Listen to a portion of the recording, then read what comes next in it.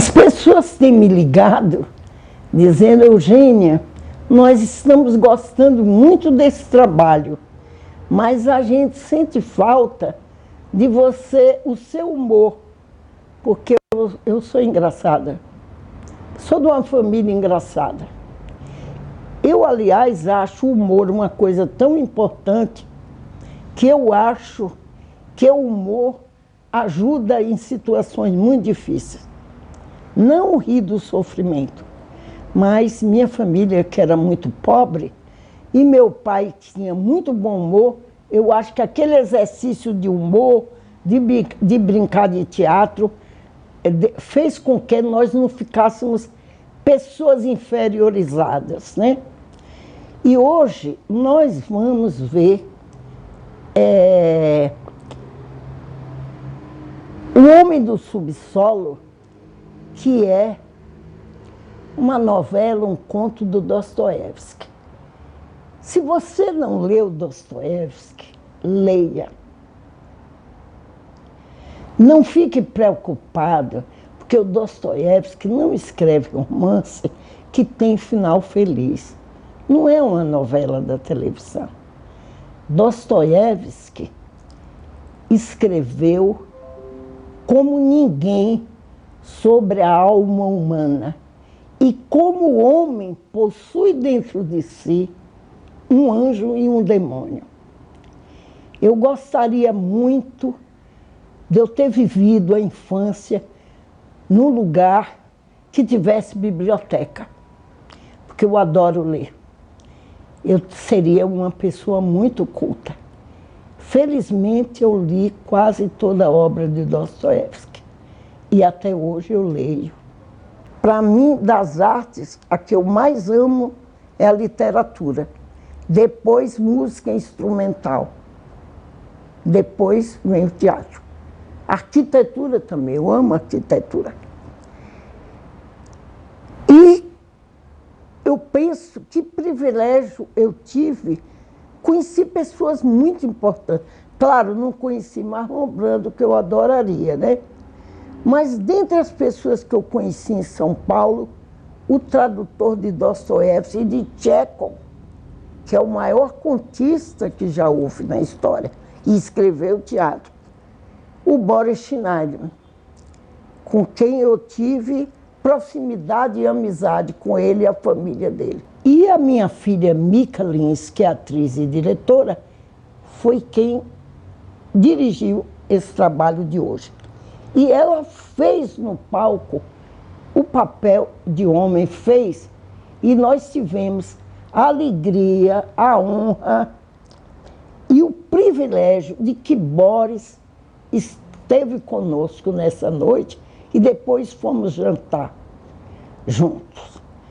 Então, talvez outra pessoa que fosse fazer, tivesse a oportunidade de fazer o que eu faço, dirigir 7 leituras pelo Sesc de São Paulo. Eu sempre friso São Paulo, porque é o Sesc de São Paulo que se dedica à cultura, à arte. E o lazer, assistência às pessoas em São Paulo, que também é um dos nossos privilégios em São Paulo. Então, as pessoas fariam assim: eu aproveitaria para fazer 7 comédias, coisas engraçadas, coisa leve. Não, não. Não é porque estamos passando por momentos muito difíceis e hoje faltam 2 dias para o Natal. Para um Natal que eu conheci na infância, imagina, não é alegre, mas devemos nos debruçar e ter contato com o que nós temos de significativo, que é a sensibilidade, para ver que nós agora precisamos de ajuda e precisamos olhar o outro, porque o momento do país é muito delicado. Essa semana eu vi um documentário de Gilberto Gil, de quem eu fui muito amiga durante muitos anos, e eu vi assim o quanto o artista brasileiro, e este homem, a criatividade, o valor dele, a inteligência, e como alguém tem capacidade de desprezar o artista brasileiro e deixar que nós, todos os artistas, estamos jogados às traças. Só não estamos sendo comidos pelas traças porque nós montamos na nossa consciência um processo de resistência. Bom ano para vocês.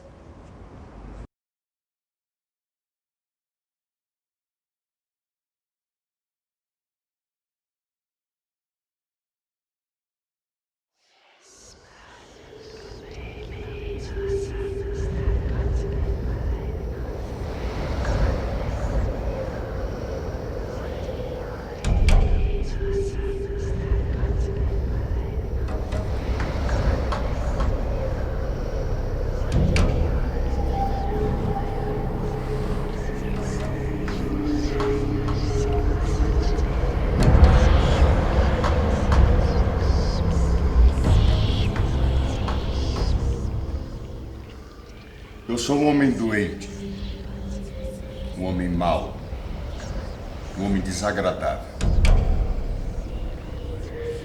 Acho que eu sofro do fígado. Aliás, eu não entendo nada da minha doença e nem sei do que eu estou sofrendo. Não me trato, nunca me tratei, mesmo respeitando a medicina e os médicos. Eu sou supersticioso pelo menos para respeitar a medicina.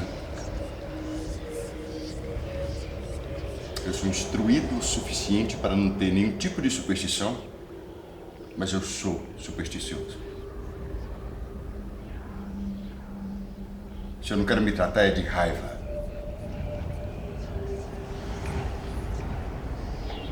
Eu não sei explicar a quem eu farei mal com essa raiva. Se meu fígado dói, que doa ainda mais. Já faz um tempo que eu vivo assim. Uns 20 anos. Tenho 40 agora.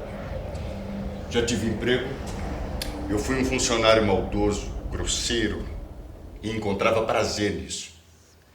Como eu não aceitava suborno, eu me recompensava assim.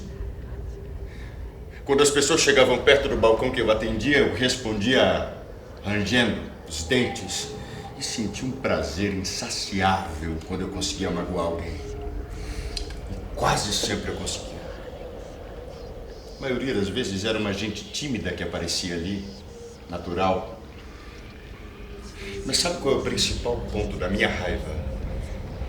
É que mesmo nos momentos em que eu sentia mais rancor, eu tinha a consciência de que eu não era uma pessoa má, nem mesmo enraivecida. A minha boca espumava, mas se alguém me oferecesse um chazinho, era certo que eu me acalmasse. Ficaria até comovido, do fundo da alma. Mesmo que rangesse os dentes para mim mesmo e de vergonha sofresse de insônia por alguns meses.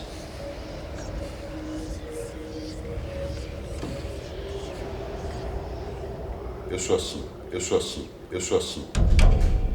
Mas menti quando eu disse que eu era um funcionário maldoso. Menti de raiva. Eu só me divertia, eu nunca pude me tornar mal. O tempo todo eu percebi em mim muitos elementos contrários a isso. E sentia que esses elementos fervilhavam e que haviam fervilhado a vida toda e que pediam para sair, mas eu aqui não deixava. Me atormentavam a ponto de provocar convulsões e acabaram por me enjoar. Não parece que me arrependo na frente de vocês, que peço perdão?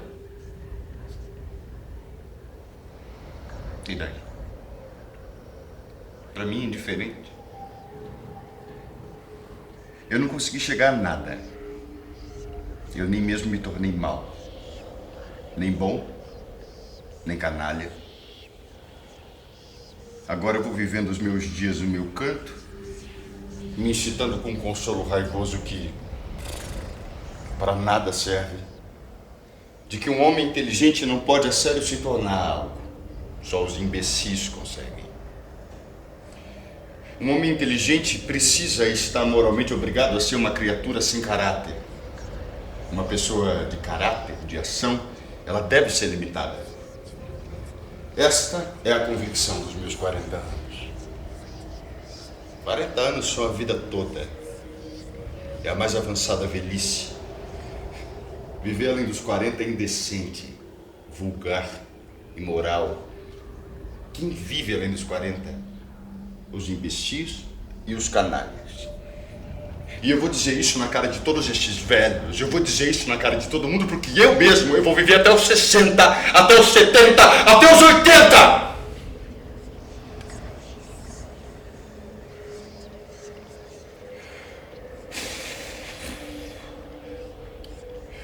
Eu sou funcionário público. Eu fui funcionário público só para ter o que comer, só para isso. E quando ano passado um parente me deixou uma herança, eu me aposentei e me instalei definitivamente nesse cantinho. Dizem que o clima daqui está me prejudicando e que para os meus parcos recursos a vida aqui é muito cara.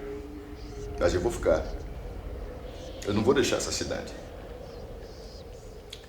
Foda-se se eu vou deixar ou não.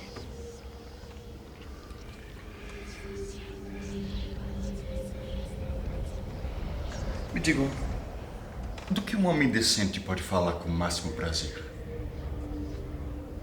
Resposta: de si mesmo. Então eu também vou falar de mim.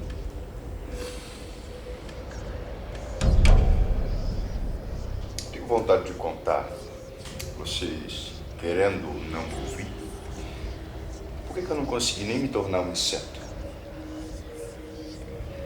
Muitas vezes eu quis me tornar um inseto, mas nem disso eu fui digno.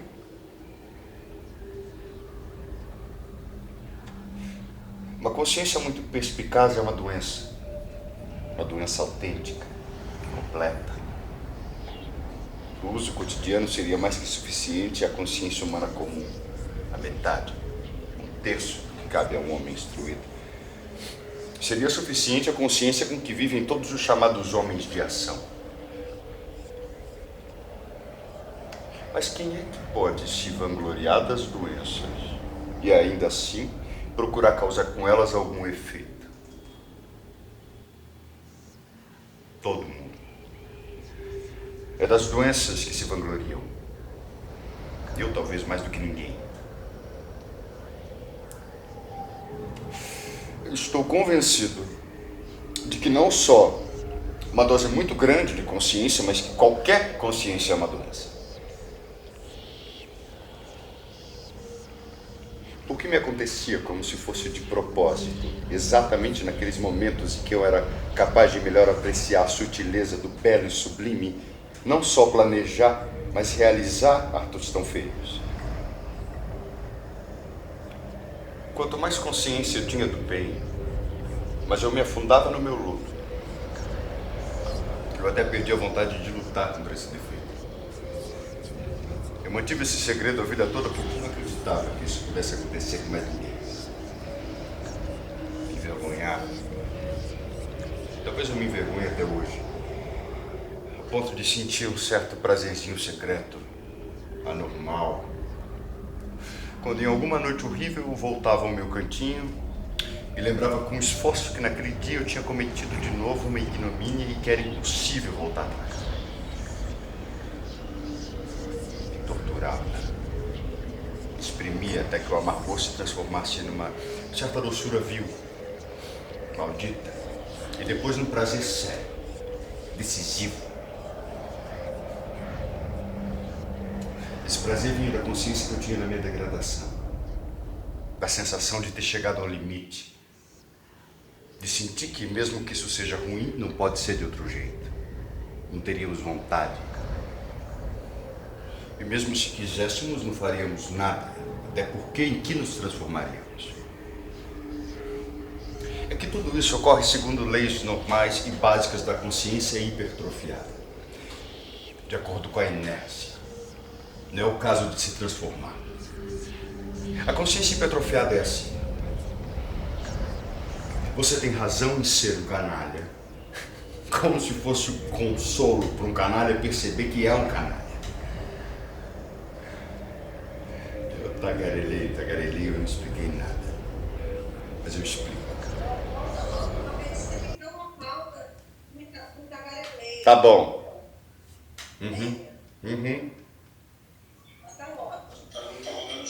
Tá bom.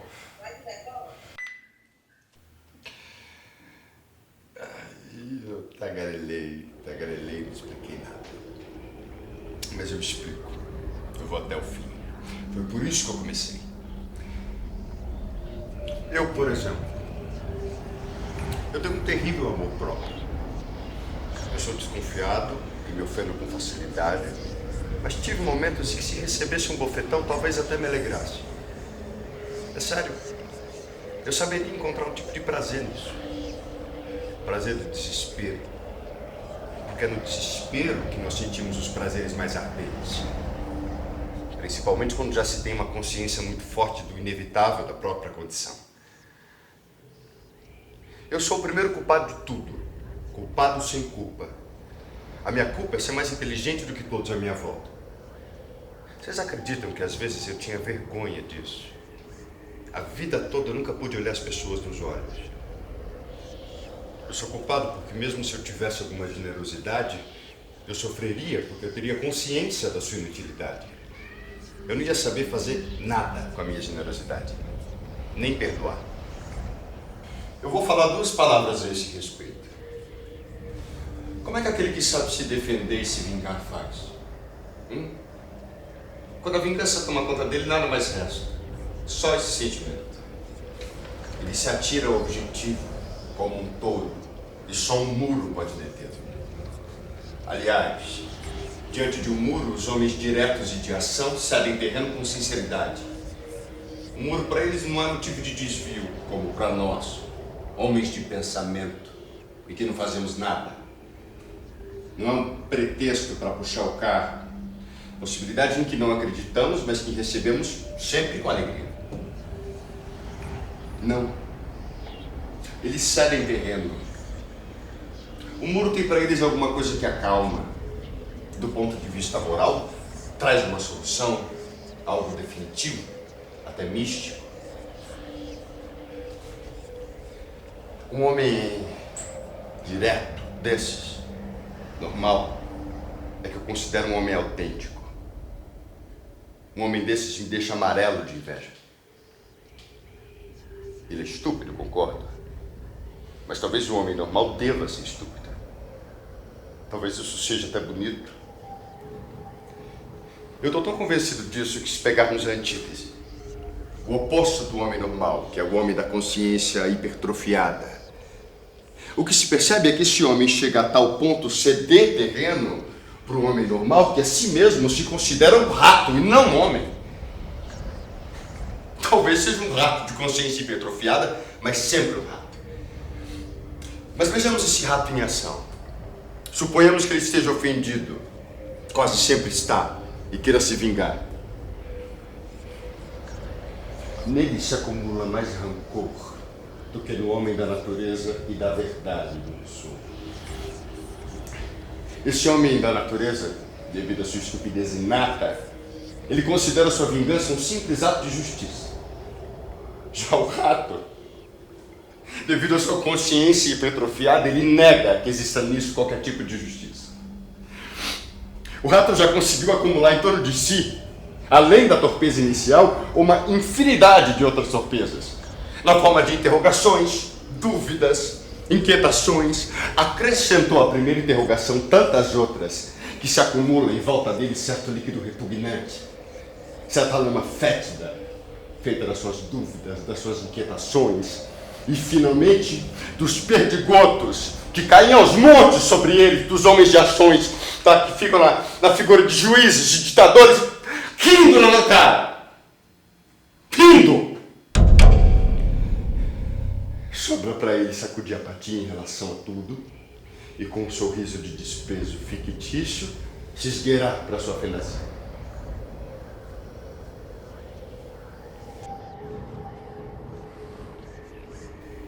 Ali no subsolo fétido, o seu camundongo ofendido, machucado, afunda num rancor frígido, envenenado e perpétuo.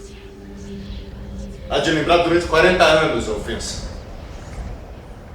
Até os mais derradeiros e vergonhosos detalhes. E cada vez mais, por sua conta, há de inventar e acrescentar novos pormenores num bando de si e se irritando com a sua própria imaginação vergonhosa. Mesmo assim, tudo lembrará, tudo examinará. E há de inventar sobre si fatos inverossímeis com um pretexto de que também poderiam ter acontecido. E não perdoará nada.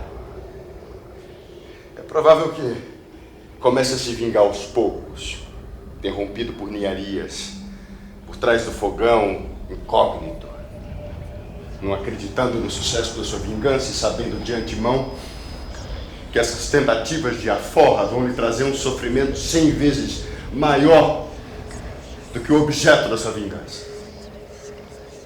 No seu leito de morte, lembrará de tudo com juros acumulados todo esse tempo.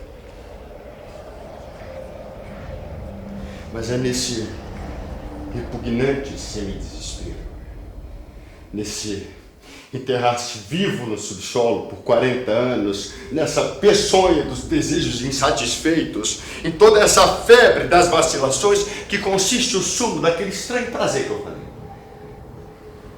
Um prazer tão sutil que as pessoas mais limitadas, elas não compreendem. Eu não vou mais falar sobre esse assunto, por mais que vocês queiram ouvir.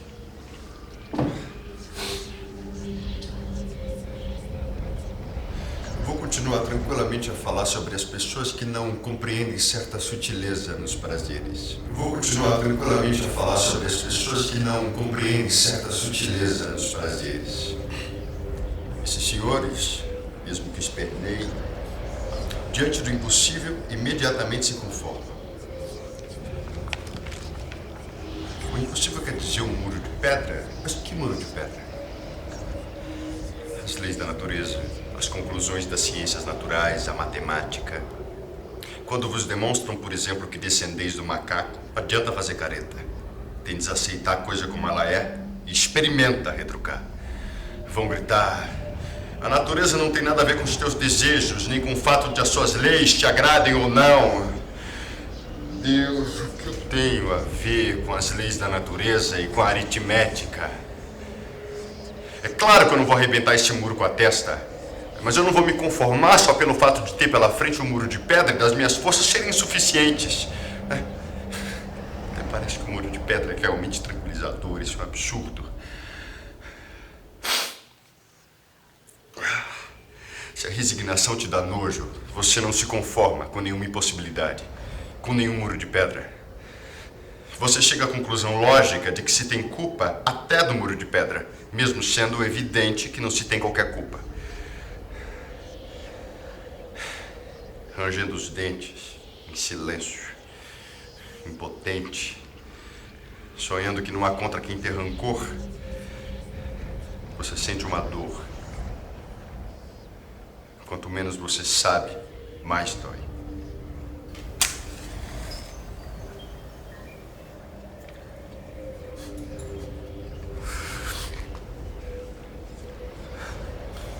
Vocês devem estar rindo, pensando. Depois disso, o senhor deve encontrar prazer até mesmo numa dor de dentes. Como não? Há prazer mesmo numa dor de dentes. Eu tive dor de dentes o mês inteiro, eu sei o que é isso. A pessoa ela não se enfurece em silêncio, mas ela geme. E não são gemidos sinceros, são gemidos maldosos. E tudo se resume nessa maldade. Nesses gemidos é que se expressa o prazer do sofredor. Se não sentisse prazer, ele não iria soltá-los. Nesses gemidos se expressa a inutilidade da sua dor, humilhante para a nossa consciência. Nesses gemidos está toda a legalidade da natureza com a qual você não se importa, mas que apesar de tudo te faz sofrer, enquanto ela não sofre. Se expressa neles a consciência de que você não tem um inimigo, mas a dor existe. A consciência de que, apesar de todos os dentistas, você é escrava dos seus dentes. Se alguém quiser, os seus dentes deixarão de doer. E se não quiser, vão doer mais uns 3 meses. E se você não concordar e mesmo assim protestar, resta para o seu consolo dar uma surra na sua própria pessoa. É justamente por essas ofensas que começa, enfim, o prazer que chega às vezes à suprema volúpia. Presta atenção nos gemidos de um homem culto que sofre de dor de dentes. No segundo ou no terceiro dia, quando ele começa a gemer, não como fazia no primeiro dia, não simplesmente porque lhe doem os dentes, não do modo como faz um tosco, mas como geme um homem atingido pelo desenvolvimento geral e pela civilização. Os seus gemidos se tornam maus, perversos, vis e continuam, dias e noites, seguidos. Melhor do que ninguém, ele sabe que irrita a si mesmo e aos outros. E até o público e toda a sua família já o ouvem com asco, não lhe dão um níquel de crédito. E sentem no íntimo que ele poderia gemer de outro jeito, sem garganteios, mais simples. É nesses atos conscientes e infames que consiste a volúpia. Eu não deixo ninguém dormir, pois não durmam. Sintam também que eu estou com dor de dentes. Estou contente. Me decifraram. Estão se sentindo mal? Ouvindo os meus gemidos ignóbeis? Eu vou soltar em homenagem a vocês um garganteio ainda maior.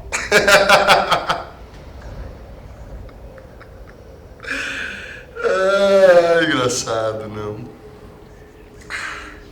É preciso adquirir uma profunda consciência para compreender todas as sinuosidades dessa volúpia. E a piada é de mau gosto porque eu não me respeito. Cena 9, take 1. Pode um homem consciente se respeitar um pouco? Um homem que tentou encontrar prazer no sentimento da própria abjeção. Eu não estou dizendo isso por causa de algum arrependimento. Eu nunca suportei dizer, papai, eu não vou mais fazer isso. Não porque eu fosse incapaz, mas talvez porque eu fosse, não é mesmo? Parecia que de propósito eu era levado a me desculpar quando eu não tinha qualquer culpa, nem pensamento. E ao mesmo tempo eu ficava comovido até a alma, me arrependia, derramava lágrimas, ludibriava a mim mesmo, mas eu não fingia.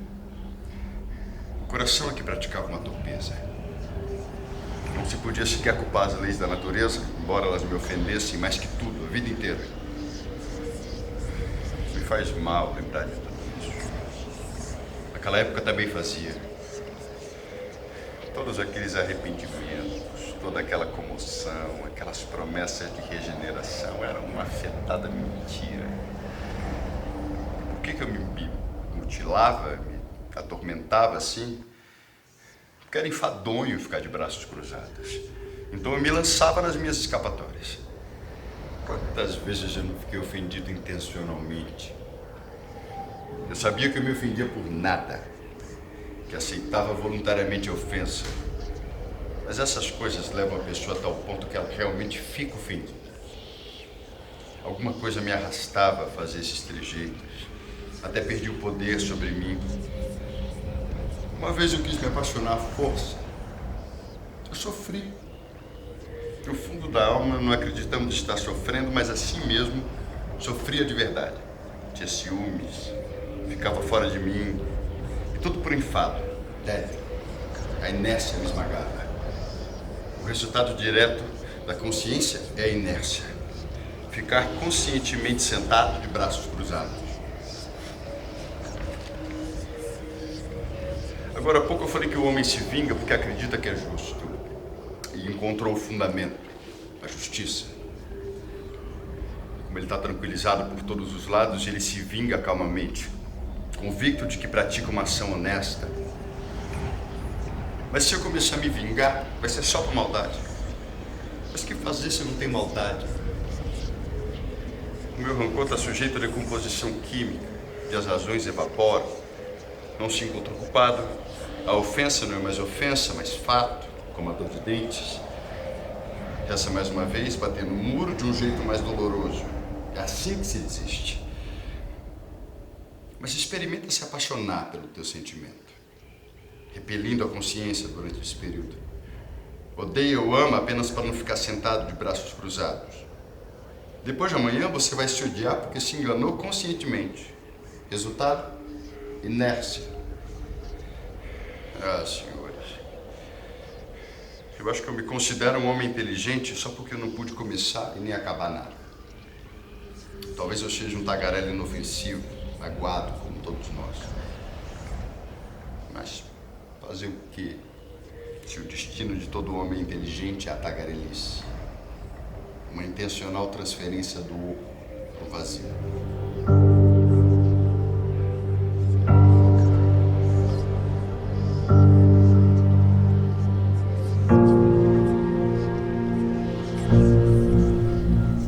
Querem saber de uma coisa? A nossa gente do subsolo deve ser mantida a rédea curta. Uma pessoa assim é capaz de ficar sentada em silêncio 40 anos. Mas quando abre uma passagem e sai, fica falando. No fim, o melhor é não fazer nada. O melhor é a inércia consciente. Viva o subsolo. Mesmo morrendo de inveja do homem normal, eu não quero ser ele. No subsolo é mais vantajoso.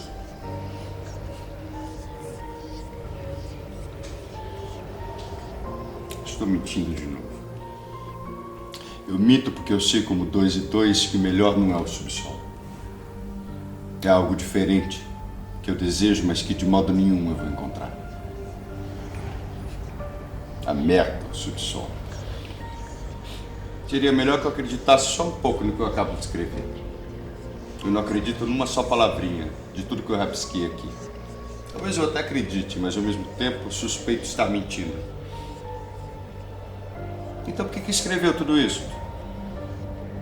E o que vocês diriam se eu deixasse vocês por 40 anos sem qualquer ocupação?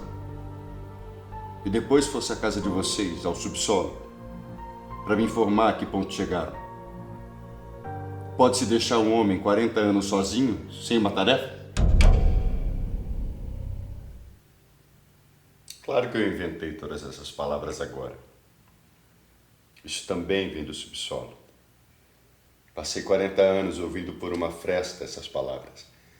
Eu inventei. Não podia inventar outra coisa. Não é de se estranhar que eu tenha decorado e dado forma literária. Os senhores são tão crédulos a ponto de imaginar que eu vou imprimir toda essa merda para vocês lerem? Confissões como a que eu pretendo expor não se publicam. É só uma fantasia que eu quero realizar, custe o que custar. Nas recordações de todo homem existem coisas que ele só revela aos amigos, outras que nem aos amigos. Também existem coisas que o homem tem medo de desvendar até para si. Quanto mais honesto o homem, mais coisas desse tipo ele possui.